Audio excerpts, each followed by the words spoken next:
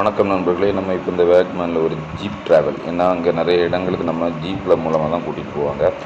ஆளுக்கு 250 ரூபா வச்சு ஒரு 6 பேர் தான் ஒரு ஜீப்பில் ஏற்றுவாங்க. நம்ம அப்படி ஒரு கிட்டத்தட்ட ஒரு 5-6 ஜீப் ரெடி பண்ணி இப்போ அங்கே இருக்கக்கூடிய அந்த இடங்களை, ஏன்னா இது ஃபுல் ஹில்ஸ் ஏரியா அப்படிங்கிறதுனால இந்த ஜீப் ட்ராவல் அப்படிங்கிறது இருக்குது. வேக்மானில் ரொம்ப முக்கியமாக பார்க்க வேண்டிய ஒரு இடம் இது.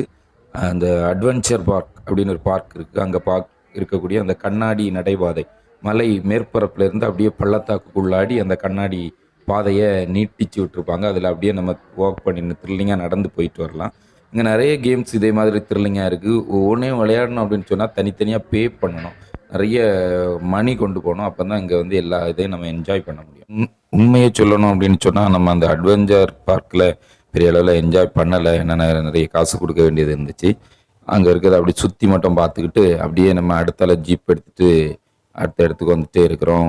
டி எஸ்டேட் அப்படிங்கக்கூடிய இடத்த நோக்கி நம்ம போயிட்டுருக்குறோம். அந்த மலை பயணம் அப்படிங்கக்கூடியது எப்போவுமே நல்ல ஜாலியாக த்ரில்லிங்காக இருக்கக்கூடிய பயணம் தான். நம்ம ஜீப் டிரைவர் வேறு ரொம்ப த்ரில்லிங்காகவே அந்த ஜீப்பை ஓட்டினார் அப்படின்னு நம்ம சொல்லலாம். அப்படி வளர்ச்சி நடிச்சு ஸ்பீடாக அப்படி ஒரு த்ரில்லிங்காக போயிட்டு இருந்தார். நம்ம டி எஸ்டேட்டுக்குள்ளாடி வந்துட்டோம். இப்போ நம்ம தமிழ் சார், விஜில் சார் வந்து அந்த டீ, தேயிலை எஸ்டேட்டு அதெல்லாம் பற்றி அவருக்கு பாணியில் எக்ஸ்பிளைன் பண்ணிட்டு இருக்காங்க. நம்ம ஸ்டூடெண்ட்ஸ் எல்லாம் அப்படியே உள்ள விசிட் பண்ணுறதுக்காக வந்துட்டு இருக்காங்க. இந்த இடத்துக்குள்ள நம்ம வந்தோம் அப்படின்னு சொன்னால் அப்படி அழகாக அப்படி பார்த்து ரசிச்சுட்டு இருக்கவங்க ரசிச்சுக்கிட்டு இருக்கலாம். ஒரு பெரிய ஒரு கம்பளி, பச்சை கம்பளம் பொறுத்த மாதிரி ஒரு அமைப்பு அப்படி இருந்துக்கிட்டே இருக்கும். அது மாதிரி நிறைய பேர் வந்து அவங்க ஃபோட்டோ ஷூட் பண்ண ஆரம்பிச்சிட்டாங்க, வீடியோ ஷூட் பண்ண ஆரம்பிச்சிட்டாங்க, ரீல்ஸ் போட ஆரம்பிச்சிட்டாங்க. இப்போ தமிழ் சாரை பொறுத்த வரைக்கும் அவர் வந்து அந்த பாலை இலைகள் எல்லாம் பறித்து அது கூடவே விளையாடி பேசிக்கிட்டு இருக்கக்கூடிய அளவுக்கு அப்படியே சந்தோஷமாக இருக்க ஆரம்பிச்சிட்டாங்கன்னு பாருங்கள். பாயெல்லாம் காமிச்சிட்டு இருக்காரு.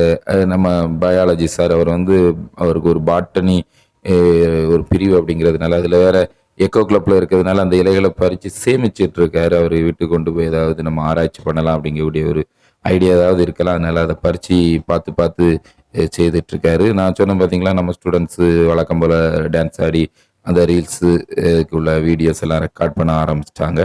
இப்போ அது ஒரு பண்ணலைன்னாலே நமக்கு தூக்கம் வராது.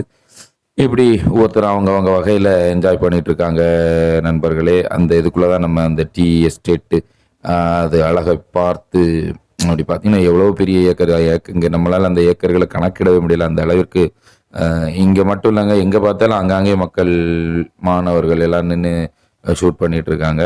அருணாச்சலம் சார் வந்து ஏதோ சொல்கிறாரு என்கிட்ட, ஆனால் எனக்கு சரியாக புரியலை. சரி, தொடர்ந்து நம்ம இந்த வீடியோக்களை நீங்கள் பார்த்துக்கிட்டே இருங்க. இன்னும் நிறைய இடங்கள் நம்ம பார்க்க போகிறோம். வாங்க. வேக்மேனை நீங்கள் முழுக்க சுற்றி பார்க்கணும் அப்படின்னு சொன்னால் குறைந்தபட்சம் ஒரு முழு நாள் நமக்கு தேவை. ஒரு நாள் முழுக்க பார்த்தா தான் நம்ம பார்க்க முடியும்.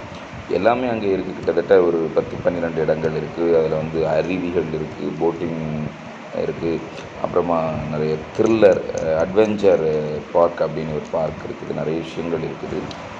நம்ம ஜீப்பு டிரைவரை பற்றியும் சொல்லி ஆகணும். சும்மா இல்லைங்க, அந்த ஒரு கரடு முரடான பாதையில் ரொம்ப வேகமாக த்ரில்லிங்காகவே அவர் ஜீப்பை ஓட்டினார் அப்படின்னு சொல்லலாம் இருக்கக்கூடிய ஸ்டூடெண்ட்.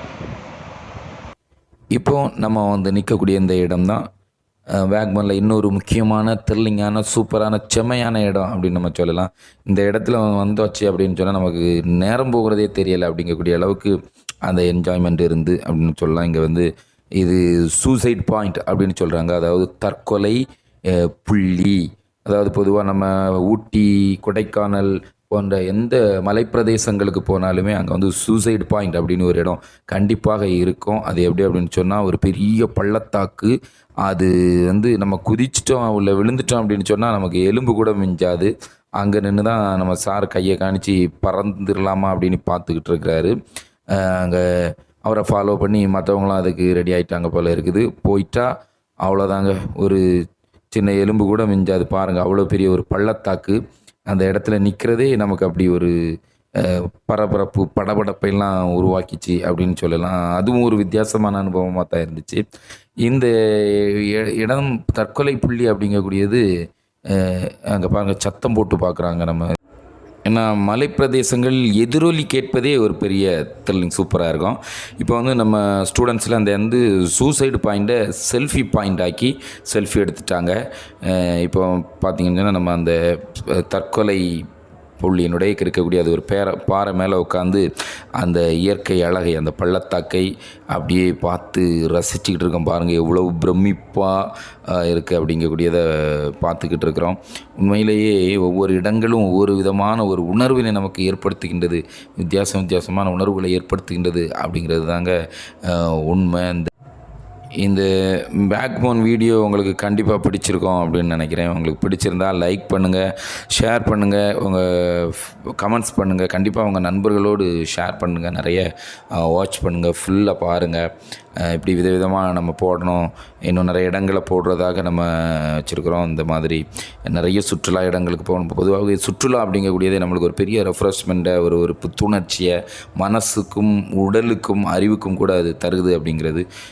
அதனால தான் சொல்லுவாங்க, கண்டிப்பாக 3 மாதத்திற்கு ஒரு முறை ஒரு பயணத்தை மேற்கொண்டோம் அப்படின்னு சொன்னால் நம்ம வாழ்க்கையில் வந்து பெரிய பெரிய சேஞ்சஸ், மாற்றங்கள், நம்ம மனதளவில் பெரிய அளவில் தன்னம்பிக்கை, தைரியம் எல்லாமே நமக்கு கிடைக்கும் அப்படிங்கிறது தாங்க உண்மை. அதனால் பயணம் எப்போதுமே நம்மை வந்து மெருகேற்றி கொண்டே இருக்கும், கூர்மைப்படுத்தி கொண்டே இருக்கும். ஒரு தற்கொலை எப்படி செய்கிறது, நீங்க பூரி எப்படி செய்யுது, பொங்கல் எப்படி செய்யறது, பிரியாணி எப்படி செய்யறது தான் இவ்வளவு நாள் பார்த்துருப்பீங்க. இங்க வந்து தற்கொலை எப்படி செய்யுது அப்படிங்கிறத நான் சொல்ல. முதல்ல தற்கொலை பண்ணதுக்கு முன்னாடி கையில இருக்கக்கூடிய வாட்சிச்சு எல்லாம் கலத்தி கொடுத்துடணும்.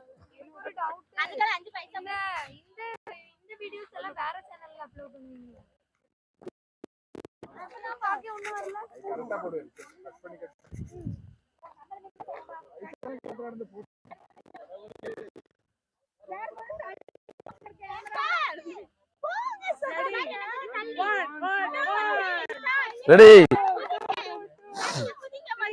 1, 2,